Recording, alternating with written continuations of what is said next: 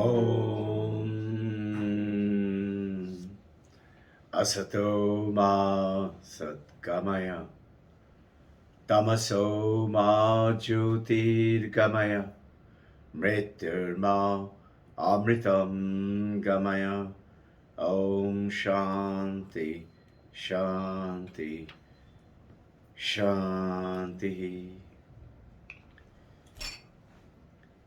The thought comes to my mind as I narrated this, that give or take, if you or I have done some good work and lived a good life for the welfare of other people and made them comfortable, maybe we will live to be 80 years or 90 or 105 in good health. And most of us think, who wants to live that long? I will be totally dependent and waiting. Not necessary. If you follow truthfully and principally, with the Mahavatar Babaji's Kriya Yoga, with Sri Shri Krishna's Yogakshema Vaham Vaham, and follow the Mother of the Universe, Jagat Janani, her special care, and so Bhakti Yoga, Karma Yoga, work selflessly, love intensely, Vakulata, intense desire, and Raja Yoga, practicing those yogic processes, bring the breath into control. It all sounds great. It's not. You have to just start off. Just start off with one little step. And then Jnana Yoga, know it. And just by doing that, just watch. You may be living, but the point over here is, you may go on to live 80, 90, 105, whatever.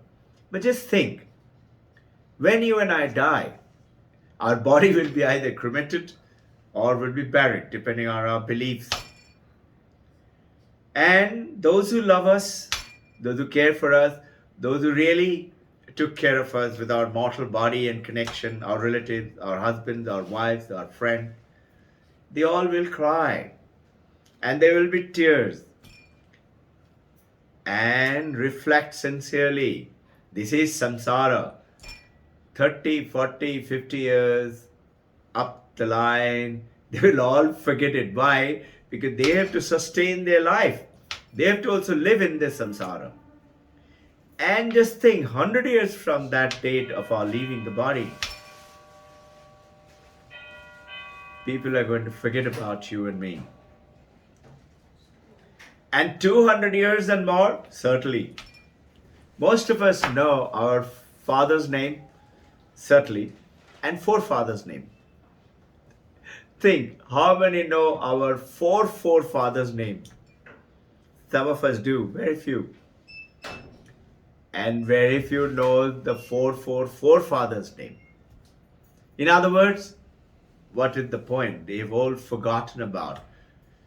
Whereas, if you worship, pray, and follow this yogic path and attain unreal to real. What is reality? Reality is not this name, body, and form. Reality is something else within us.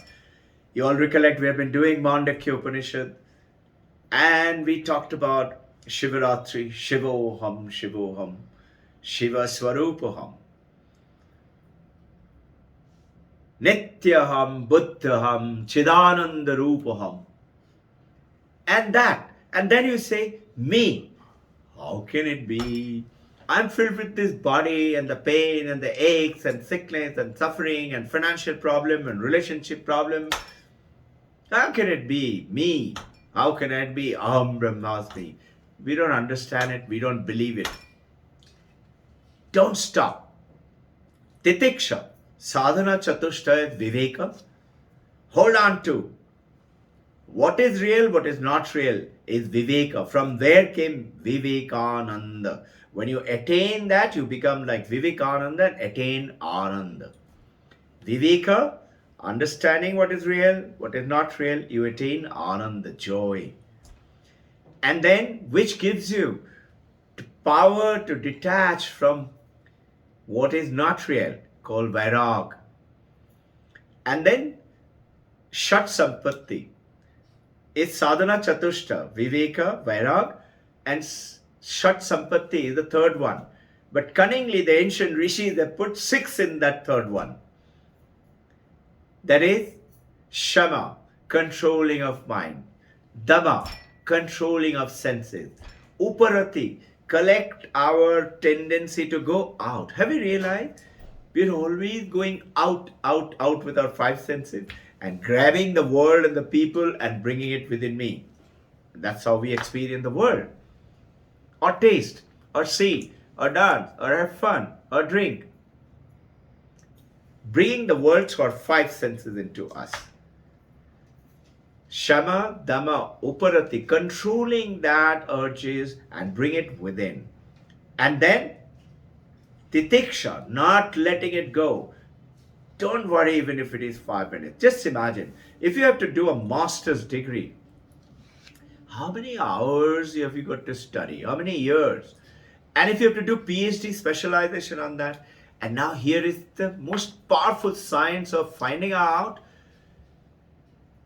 not about skill, not about knowledge, but finding out who is this me? Who is this me? Who am I? The most powerful science in the world is this. Tat Tvam Asi. You are that. Aham Brahmasmi. I am the Brahma. That is the most powerful. And when you do that, unreal to real, that's what we prayed for. And darkness of not knowing, ignorance, to wisdom of light, knowing. Remember the example of people saw snake going to the temple and they said, snake, snake. And friend said, no, no, no, I've been here. That's not a snake. I know what it is. And he takes his flashlight of the mobile and shows it. See, it's a rope. Dude, the rope did not turn itself into snake. Where did the snake go when the light of wisdom came? It didn't die. You didn't have to beat it to death or burn it. It just vanished. Same way, it will just vanish the moment you realize. But persevere, titiksha, not giving up. And shraddha, respect of the ancient rishis' great wisdom. And the modern days, current. And what we have, just 100, 150 years old, Vivekananda's message and Paramahansa Yogananda's message, Mahavtar Babaji, and Holy Mother Sharada Paramahansa Ramakrishna. Just follow them little, little, little, every day, religiously, spiritually, just watch what happens. The mind of a grihi, sansari, businessman is different. And a mind of a yogi is different. Yogi is the one who is connected. Yoga chitta duksha vritti nirodha. It removes all suffering. So, there is a monk who was sitting down, nice cold weather near Gangotri. And there they get only 1 meal a day. This really happened. And he was feeling hungry 4 o'clock. And they get 1 meal in a whole day at about 12 o'clock. And he's not very big, giant build, not very big build, medium build, like you and me. He felt like eating that apple. So he plucked one apple, started eating. And they were eating next to his hut. They get little hut in the Gangotri. They're the monks. So that next to his hut, there was another monk, senior monk. He comes and sits down next to him and points at the river Ganga. He tells him, do you know that river, yogi ka man or vishay ka man, aisa hi hota hai. It happened to be a rainy season. If you go to Rudraprayag, Devaprayag, Badrinath, Kedarnath, you will see in the mountain region, and those of you some other mountain region, during the rainy season, all the muds and the rocks and the trees and things, everything comes down the water and it is very dirty, it's very fast, and flowing down the rapid current and very cold. Just a few days before this incident of the monk, some devotees had gone down from the plane and few of them got swept away and drowned. So that water is not good for anyone. It's muddy, it's dirty, it's fast, it's freezing cold, and it kills people, it destroys. That's how is a Vishayika man. The senior monk was telling the younger man. Vishayika man aisa hota hai. It's of no use to anyone. So you can't solace somebody, you can't help somebody, you cannot bring calmness to somebody. But he told this young man, come back in the winter time here. And in the winter time or before winter, the water is crystal clear. And he said it in Hindi, that if you throw, he said in Hindi, चवन्नी फेंकेंगे तो पता चलेगा चवन्नी है या अठानी है. Those days it was 25 paisa. That crystal clear. And he said that water is so calm. And you can collect it and you can drink it. And you can give it to others. And you store it. I have carried water I got from Kailash. I got from Makkah, Medina. I have also from Kedarnath, Badrinath, and Rudraprayag, Devaprayag. And you know those water, they never get spoiled. They never get stale. That powerful is that clear water without keeping it in the fridge. Some of it I do keep it in the fridge and some of it I keep it outside. That's how powerful is that yogi ka man. It's good for everybody. Become a yogi. Krishna is telling Arjuna, be thou a yogi. Now, one king, today I've been asked to tell you one or two stories. One king had this question. He had a beautiful kingdom, but they used to have great knowledge sessions in the Sabha, and great wise people and the monks and the knowledgeable, learned, educated people all will come, men and women alike in the ancient time. Women too. Gargi, Maitreyi, like that. Great. Rishi Vak. You know, Rishi Ka Vak is Rishi Gambhini's daughter. And she is mentioned in Rig Veda, the ancient, most ancient. And she told all the gods and goddesses and the rishis, I am the one who gives you the power. Imagine. This is why I often say, Women's Day is coming up. How can you sweeten sugar? And how can we have the cheek to say, women need empowerment from men? It's a laughing thing. Can you sweeten sugar? No. How can you empower women? They are the Shakti. And you know, in India, we worship Durga Mata, Bhavatarani Mata, Kali Mata, Vaishnu Mata, Lakshmi Mata, Mother Saraswati, Saraswati Mata. Because everything that you and I get as men, we get it from there. Now, this king said, I want to know who is greater a human being, a monk or a grihi? You know, we were talking about just now. So he asked, there were a lot of monks, there were a lot of grihis, a lot of knowledgeable people. Everybody came, everybody answered, but not satisfactorily. King was not happy. King said, no, I'm not satisfied. Message went around. Every day morning there was a session. And he said, those who cannot answer me because of spoiling my time, I'm going to punish you. And he punished. He told that to the monks also, I'm going to punish you too. Because you don't know the answer and you have the cheek to tell me. And suddenly one day, a young monk came. Very calm, serene face.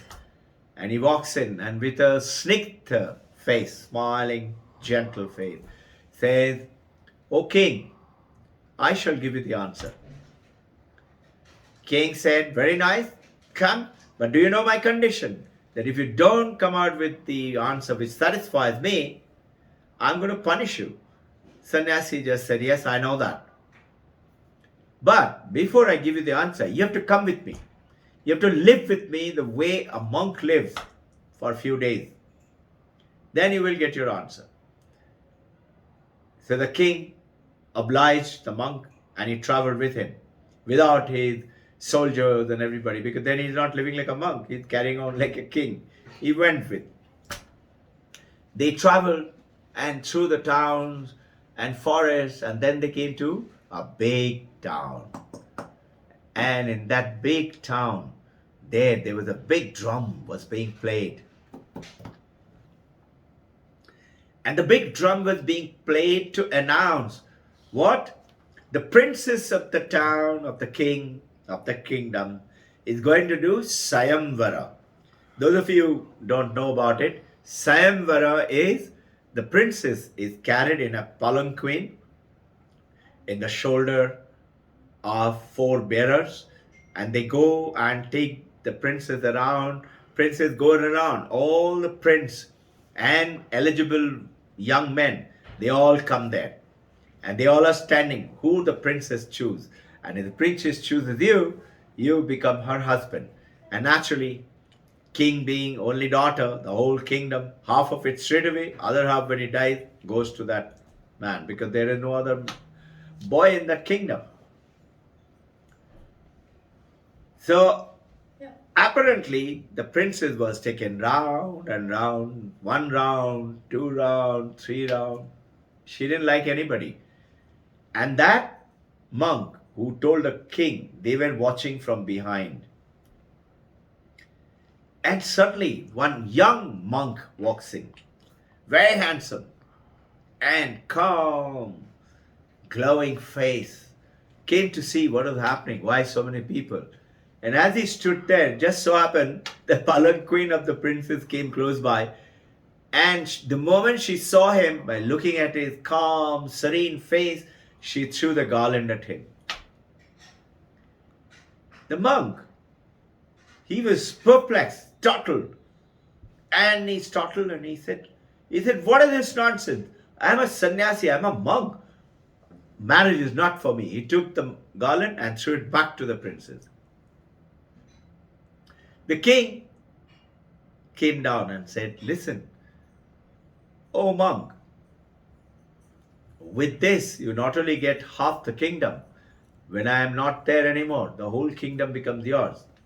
You become a very rich person. You can do that in spiritual practices. You can make many ashramas and also run the kingdom. The sannyasi monk said, I am not interested. And he threw the garland again back to the king and walked off from there rapidly. The princess was so much in love with him that she also followed him and kept on following and following and following. And the monk, knowing that the princess is following, walked faster and faster and eventually entered into a forest. And the monk who came with the king to prove to the king who is greater, the monk's life is greater as a human being, or a grihi's life is greater as a human being. They were also following at a distance without the princess knowing and without the monk knowing. The monk, that young monk, princess who was wanting to get married to, he entered the forest and soon enough he vanished. And princess went in search and search and search and couldn't find dark forest, and she was totally lost, and she sat down and started crying. Nobody else had come with her. The king and that earlier monk were there behind. So they came down, couldn't tolerate the princess crying, and they came and said, listen, it's quite dark. I will show you tomorrow morning the path back to your kingdom, to your father, king.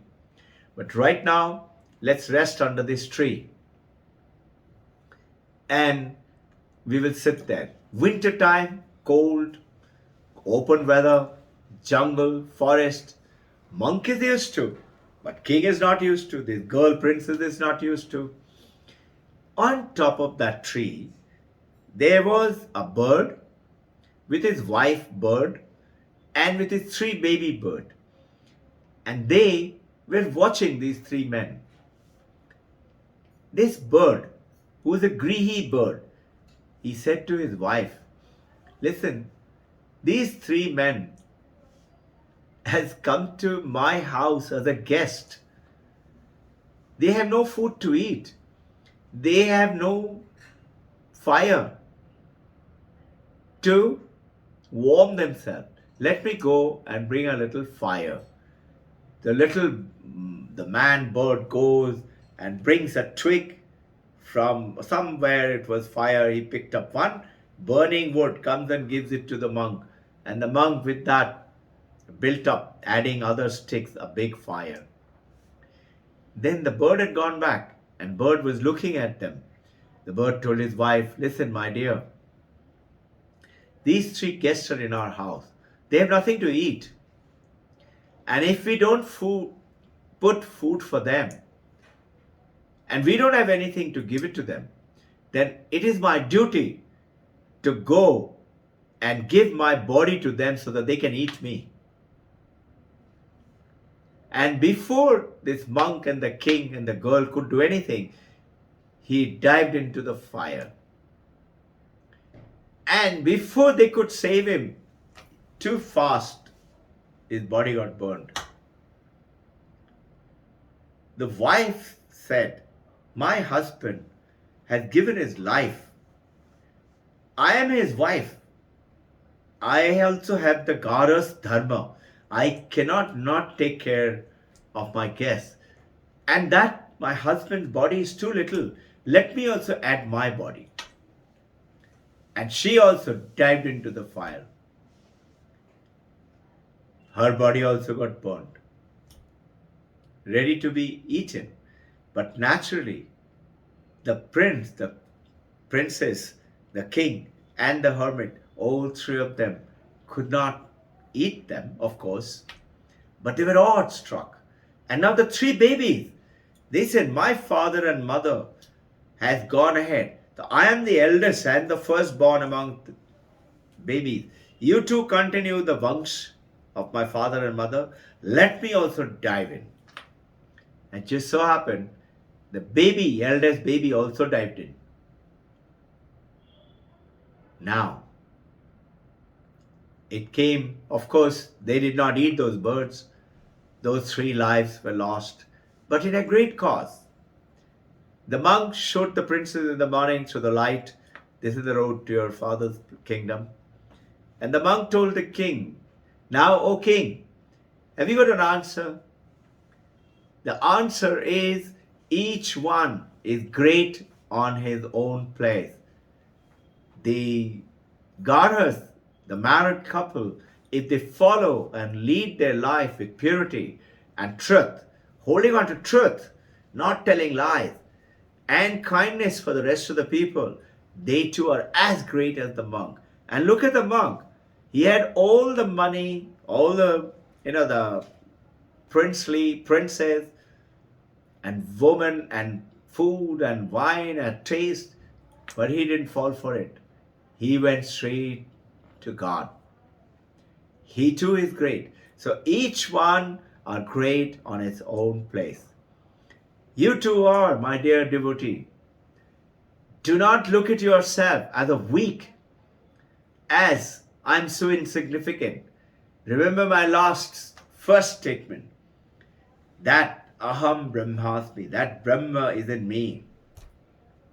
You and I have to understand it, realize it, discover it, the power from within. I'm not this body, not the name, not the form, not the man, not the woman. But yes, I have to discover, I have to work.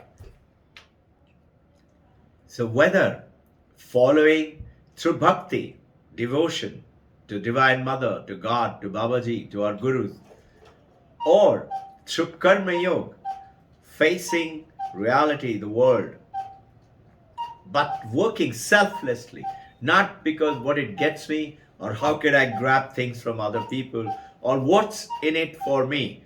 Famous term, WIIFM. What's in it for me?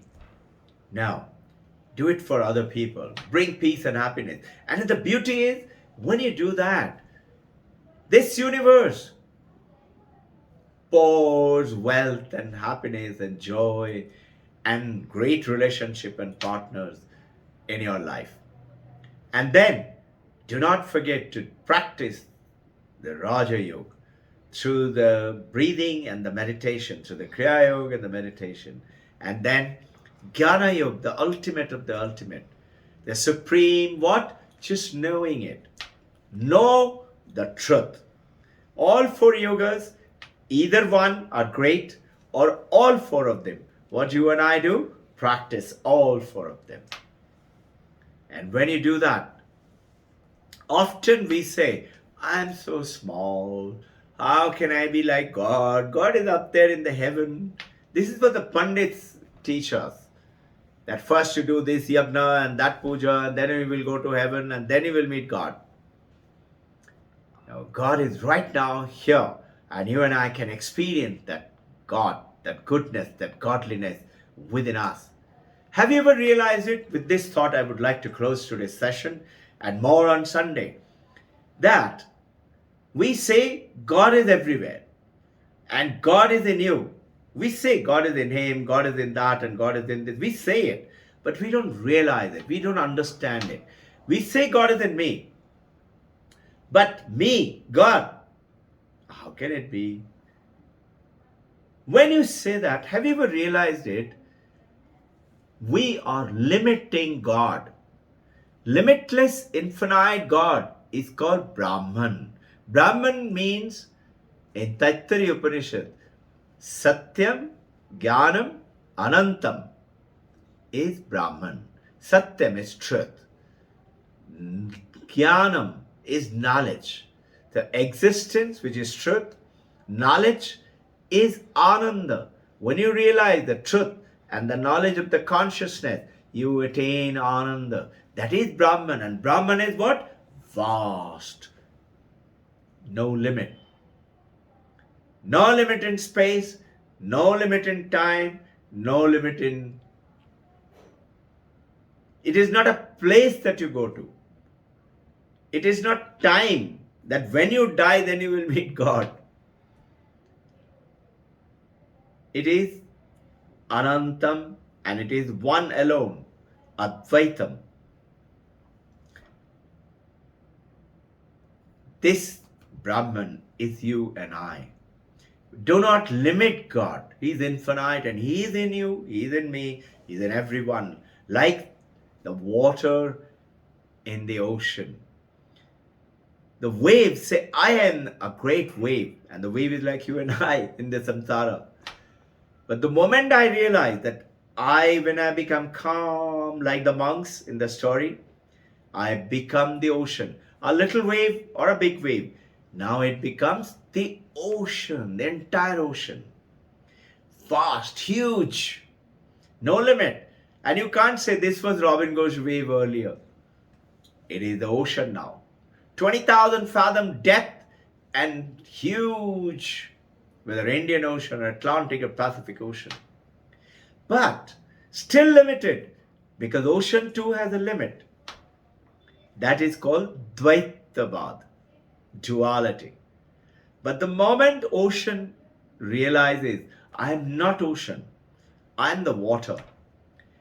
If I take away the water from the ocean, ocean doesn't exist. If I take away the water from the wave, waves don't exist. Or the river, or the pond, or the dirty puddle on the road. It won't exist if I take away the water. The water alone is the Brahman, is the consciousness, metaphorically.